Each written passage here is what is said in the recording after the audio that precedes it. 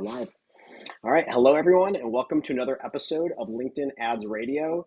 For you LinkedIn super users out there, you've probably noticed over the last few months that there's been a new ad format that's been gaining steam in the newsfeed and, frankly, really impressing us with performance. So, to talk about that today, I'm super excited to welcome Taina Palumbo Price from LinkedIn to the show today to deep dive on the amazing new thought leader ads that we have and share some insights from the inside with us.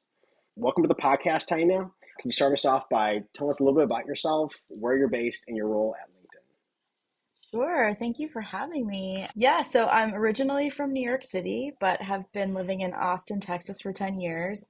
I have a son who's a native Texan, so I feel like I get to wave the Texas flag now. And I lead the product marketing function for LinkedIn ads. Awesome. I'm sure your job has been very busy this year. I feel like LinkedIn, from what I can see, has been cranking out new features this year. So I'm sure you've had a very busy year. Totally. Yeah, and maybe not surprisingly, but it's been busy and super exciting for me because my background before LinkedIn is as a B2B marketer. So spent the majority of 20 years, actually all but 1 year that I spent at Meta, I've been a B2B marketer, not always in product marketing, but also leading all of marketing for B2B brands, particularly in the SaaS space. Wow. And 10 to 20 years ago, B2B marketing was very different. So I'm sure you've seen that whole evolution. What brought you to LinkedIn? Oh, that's a great question. Yes, the landscape is exceptionally different. It's deeply exciting. I wish I could start over and be a B2B marketer today versus 10 years ago. What brought me to LinkedIn actually is it's a story that tugs at a bunch of different parts of what LinkedIn does. The majority of the last 8 years I've spent in HR technology, so LinkedIn was a competitive technology to the things that I sold. So LinkedIn has been an orbital planet around the work that I've done. And when I spent time in ad tech at Meta, one of the things that I missed was the ability to actually serve B2B businesses directly. The ad tech space is really built for that B2C fast movement, and B2C or B2B is just so different.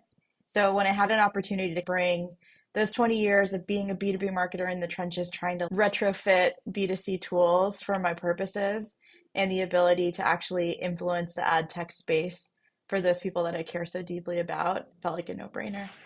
That's awesome. And then a very important question to ask, being a fellow Austinite, where are your favorite breakfast tacos in Austin? Oof, that question could get me in a lot of trouble depending on how I answer. My favorite current breakfast tacos are the bacon, egg, and cheese with molcajete sauce at Taquerito. It's a very specific your order. Nice. They I also think, have an amazing coffee drink called El Equinox, which is a mixture of espresso and horchata, which is delicious for anybody who's in town. wow, I'm putting those on my list. All right, so back to the topic at hand, thought leader ads. So we're really excited to learn more about the new thought leader ad format today. Can you start by giving our listeners a little bit of an overview of what thought leader ads are? Sure. So Thought Leader Ads is a format that allows you to turn any post by somebody within your company into an advertisement. We can boost it, send it out to the network, and drive followership for the incredible content that people within your company put together. Yes. And to add some context for our listeners here, up till recently, LinkedIn, it was only possible to run and boost posts from a company page. So you'd have to have always have the company page logo in the top left there. But now with Thought Leader ads, you can boost and create ads from individual profiles. So we're super excited for this. And as we think like big picture here, as like a marketer thinking about their strategy, where do Thought Leader ads fit in? Oh, I love this. So I'll give you a wish I had in retrospect from 10 years ago. Thought Leader Ads is like the culmination of the ability for people within your company to build their personal and professional profiles and their voices within a market. It's a bit of that creator space amplified by the fact that it comes from your company. So, as I was preparing for this conversation, I was thinking about this economist I had that worked on staff at a fintech company that I worked for. And they had a huge organic following from years of working in as a federal person inside of the economy, as somebody working particularly with big Bureau of Labor Statistics work and over the years amassed tens of thousands of followers. When they joined our fintech company, a lot of the things that they posted were about the work we did inside of our company, but there was no way to really use it. So we would do pull quotes, we would use his stuff in webinars, we would repost it as an ad, but it's not the same because you're not getting that traction, that organic engagement from the people that are already following that person as you're able to boost it through thought leader ads. So this is a way to take the investment you make and the quality people you bring into the business who come with their multitude of experiences and followership from the expertise that they have amassed over the course of their career and being able to use that to amplify the things that matter most to your company or your brand. Yeah, I love how you explain that and how you mentioned about like having to retrofit different features over the years. I know I've seen people like take screenshots of social posts that had a lot of engagement and then put it into an ad because that was the only option that they had to do. But now we can go right in and actually boost that post directly. So I love that feature's there now, a little bit less retrofitting that we have to do. And then in terms of the funnel, I think as far as I've noticed, like people have used these in so many different ways. It's so interesting to see all the different ways people have used these and gotten creative with it. And it's almost hard to think of a place where it like doesn't fit. Sure, there's certain times when a message makes more sense coming from a company, but there's so many times when a message from a person is going to support and get a lot of engagement on LinkedIn because it comes from a person or a thought leader or a founder or an owner. So I love that. And then I know, like, just looking at my feeds, like I mentioned, I've seen people use these in so many different ways.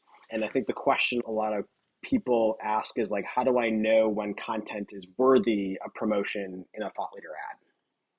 That's the beautiful thing. It's like everything and nothing all at once. So traditionally, and the way that the product was modeled was meant to be really top of funnel awareness, a brand product. But like you've said, we've seen just this incredible malleability in its utility across the funnel. And I've seen folks use it for, most recently, we saw a really interesting usage that was around being able to recruit talent for a company. And those are use cases that we didn't necessarily set out to support directly, but folks are understanding that you've got thought leaders within your business that provide deep thought leadership, engagement, thought provoking conversation around a variety of topics. And they may mean different things dependent on what stage of the funnel a particular person is in and what kind of content that person is putting out. So, although it was meant to be top of mind brand, and drive some of the top level discussion around the top themes for a business. We've seen people use them for a variety of different things, and it's really exciting. We get updates on a weekly basis around how people are thinking about new ways to engage in thought leader ads, and it's amazing. Ooh, I love that example. I always love finding new examples of like ways that people use either this format or other formats. And it's when you think about a big company, you have all these different departments, all these different you probably have a lot of subject matter experts there, and especially when they're hiring for their team, you want to get that person's message out because the a really talented specialist is going to look up to somebody who's that department lead. So they probably have a lot of great things to say. Boosting using a thought leader ad to get their message out would really creates that connection with maybe somebody who's looking for a job. So I love that example. Yeah, and I especially love that one because I think coming from HR tech from several companies back, the job market is so volatile. And people, particularly as we look into millennials and Gen Zs, are really looking for careers that are fulfilling and they want to work with people they want to work with. And I love that use case in particular because it is around finding a tribe that you want to work with, finding leaders that you respect and you understand their ethos about the way they do a particular part of work. And that's just a reason to both look out at the market and figure out who you want to bring in. What are they talking about? What do they bring to the table? In some cases, we see people really deeply promoting the content of some of their DEI or DIBS work, which is also exceptionally important. And there's critical voices land at companies explicitly for the way that they approach that work, in addition to just founder stories, how they think about building a business, how they think about running a business ethically, hiring teams, you name it. If it's an HBR, you can do a thought leader out about it. Yeah, that's a good rule of thumb right there. But um, honestly, I think you asked a different question, which maybe I skipped over, but I'll answer. I think we've been talking a lot about what it takes to get started. And I think one of the things that I love most about Thought Leader Ads is that it's a deeply approachable format. You don't have to have a thought leader with 500,000 followers, 50,000 followers, even 5,000 followers on LinkedIn to get started. You just have to have something interesting to say. on behalf of the business. And that can be anyone. It Yeah. can be an IC, it can be the president, it can be anyone who's got a unique voice and perspective that aligns with the things that you want to be putting out into the market about your company. And so I think one of the things that we've been talking about is just encouraging companies to experiment and play. Even companies that have a lot of folks that work in engineering or people that code, talking about their approach to coding, explaining some of the things related to AI that their company does uniquely or differently are also interesting ways to engage in the current dialogue that is topical, it's relevant, it's trending, that doesn't necessarily have to do with moving the needle at the bottom of the funnel. But we know that every engagement is a movement that moves somebody down through awareness, consideration, and purchase. Yeah. That's a good thing to remind people about is as marketers, we often think about the funnel and like, how does this, what stats are we going to get out of this? What performance stats? But if you think big picture, there's so many messages inside your company. This now gives you an avenue to promote other voices, other people at your company and get other messages out there. It might not be directly marketing funnel based, but it gives you a lot of opportunities to boost a lot of other voices for people in your company. Yeah. So I love that. And then say a brand wants to promote a thought leader outside of their organization. First question is, can they do that? And can you tell me more about what they can and can't promote? Sure. So presently, although it's a very requested feature, you cannot promote content outside of your own organization, but it is coming. And we're really excited to see how the future of that particular type of engagement is going to grow over time because we know that there are so many folks who are out there with large followings in the creator space that can add gravitas or lend exceptional depth of expertise to the things that particular companies are doing. Ooh, that's exciting. So that's something coming down the pipeline. I love the idea of that because I know like in the creator space, there's a lot of co-partnerships or partnerships with other organizations. So that's very exciting to think about. I know for certain cases that I've seen, there was a time when somebody had an advisor and they wanted to boost a post from an advisor, and that person did list themselves as an advisor of the company. So we were able to boost a post from them because they were listed as an advisor. But as it is right now, what we can do is, or the way that it works is you can search through employees at a company and then search through their posts, and then you choose which posts you want to boost. But I'm very excited to hear that's more options are coming down the road. And you've already mentioned a few interesting use cases. So you've already shared a bunch of examples of like very interesting use cases and the ways that people have been using thought leader ads. Are there any other examples that you can think about or use cases that you've seen that are very interesting uses of thought leader ads?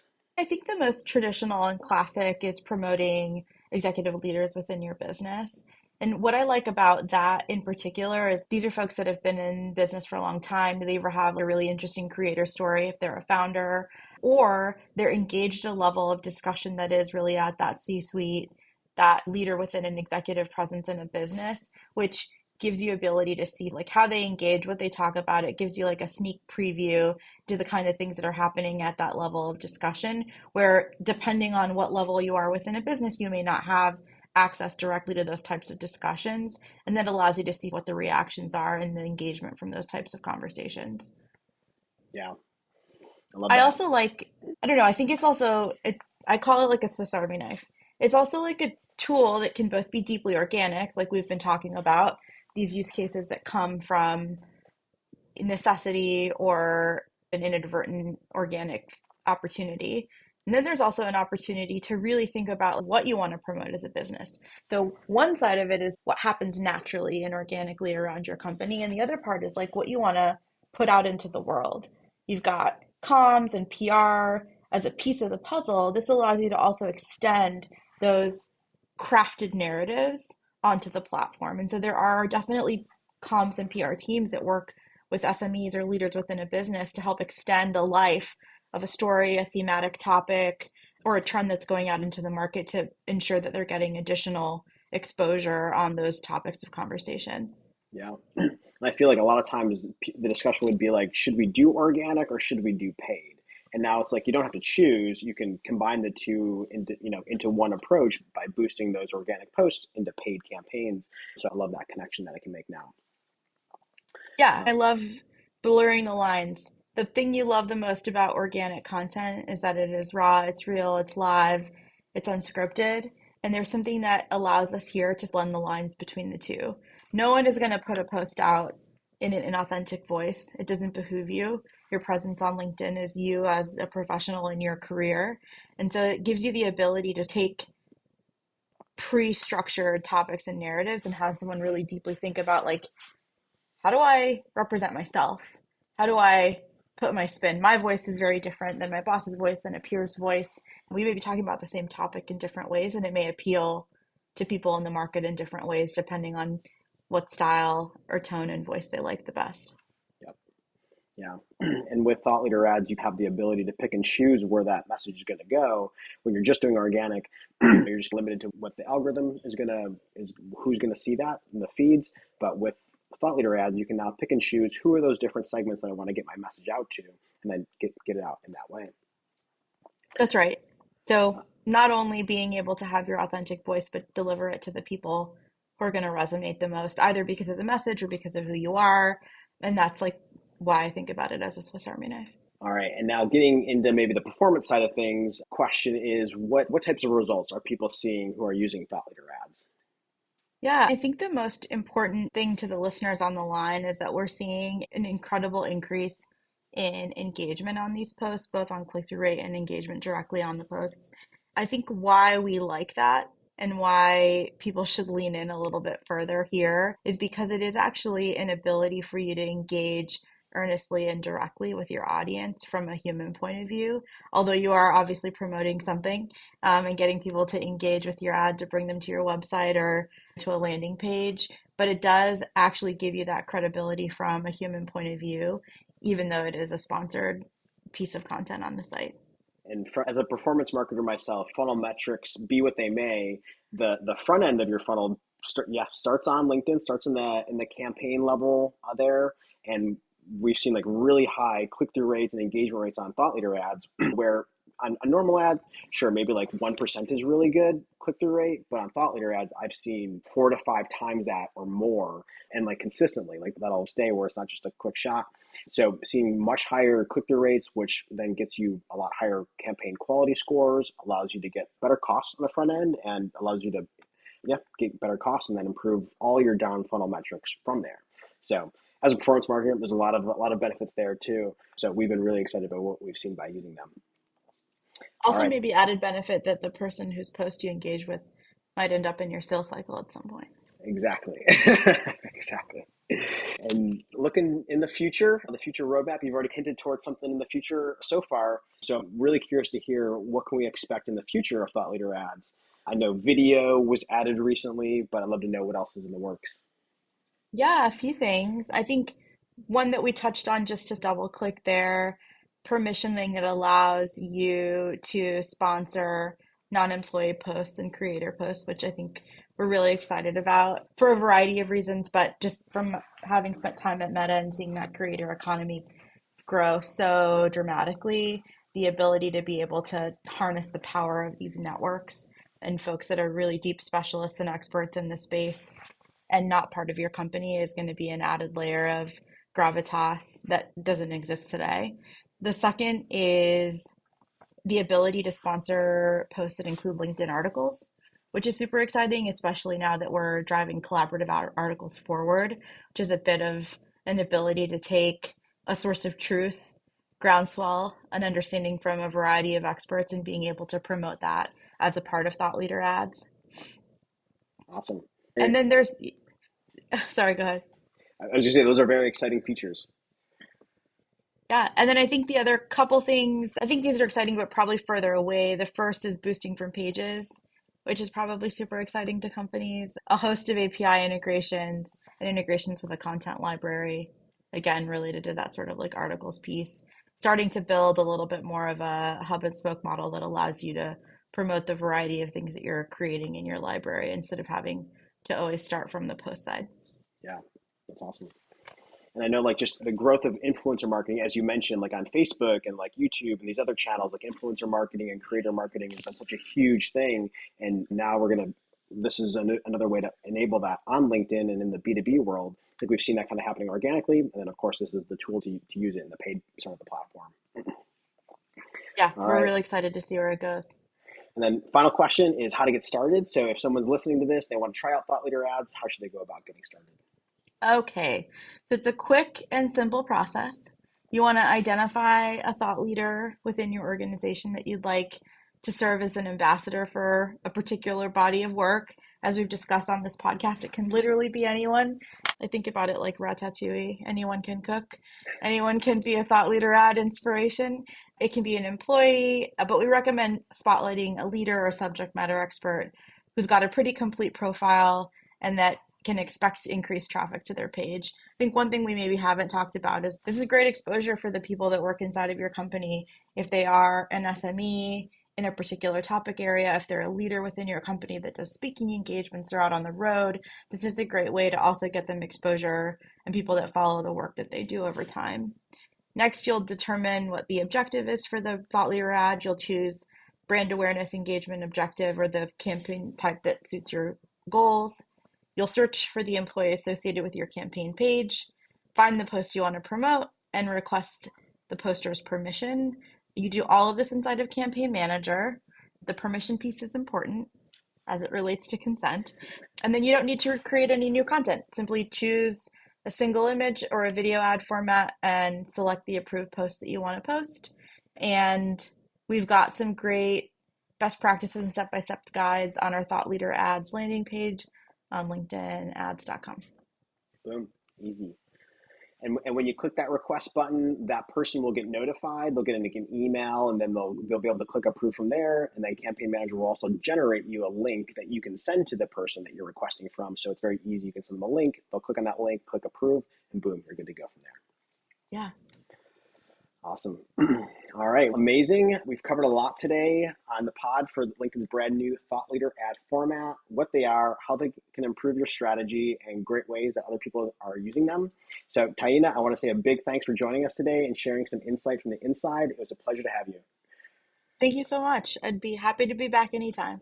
Awesome. All right, until next time, folks, go try out Thought Leader ads and let us know how they go.